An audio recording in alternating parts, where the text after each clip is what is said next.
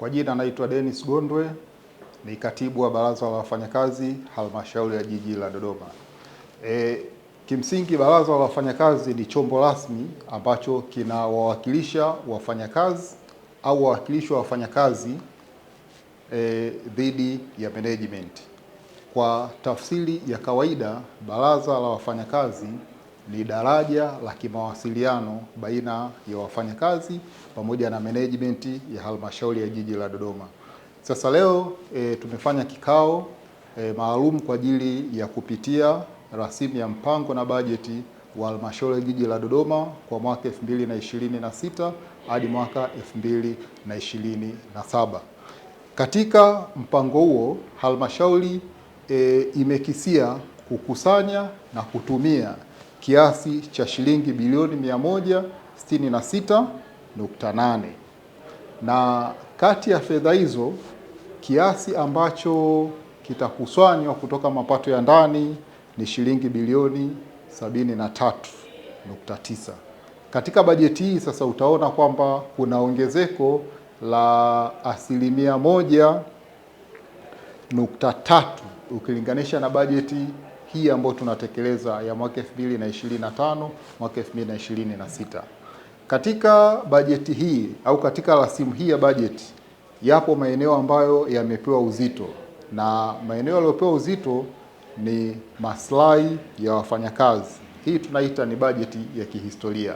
Katika upande wa maslahi ya wafanyakazi tumeona kwamba masuala ya likizo za wafanyakazi zimepewa kipaumbele katika division na vitengo, lakini masuala ya stahiki za ajira mpya tumeona ambao tayari wameshafika wameweza kupata malipo yao haraka, lakini katika bajeti tumetenga kwamba wale ambao tutaendelea kuwapokea tunapoanza utekelezaji wa bajeti nao watapata stahiki zao.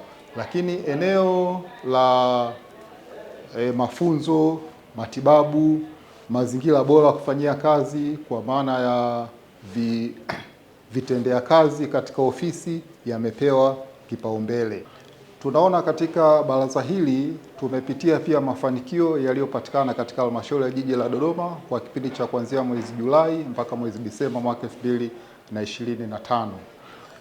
Hapa tunapoongelea mazingira bora ya kufanyia kazi kwa maana kwa wafanyakazi, tunaweza tukaona kwamba halmashauri kupitia mapato yake ya ndani imeweza kutoa takriban shilingi bilioni 9.234 kwa ajili ya utekelezaji wa masuala mbalimbali. Moja ya masuala ambayo yametekelezwa ilikuwa ni ulipaji wa fidia katika maeneo mbalimbali, lakini pili ilikuwa ni upimaji wa eneo la Mkonze ambapo pale tumepanga kupima viwanja kwa ajili ya matumizi mbalimbali, makazi na biashara, taasisi na huduma za kijamii.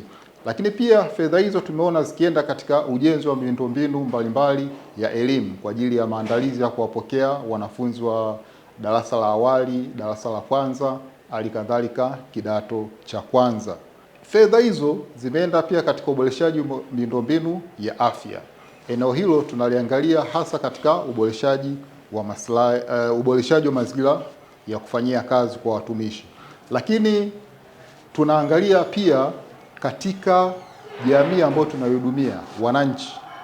Halmashauri katika kusogeza huduma karibu na wananchi imeweza kuanzisha kanda 7 za utoaji wa huduma.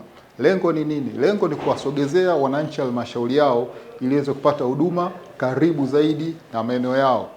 Baada ya kuanzishwa hizo kanda 7 za huduma, manake mwananchi sasa halazimiki kutoka katika eneo lake kuja ofisi kuu au makao makuu ya halmashauri kwa ajili ya kupata huduma.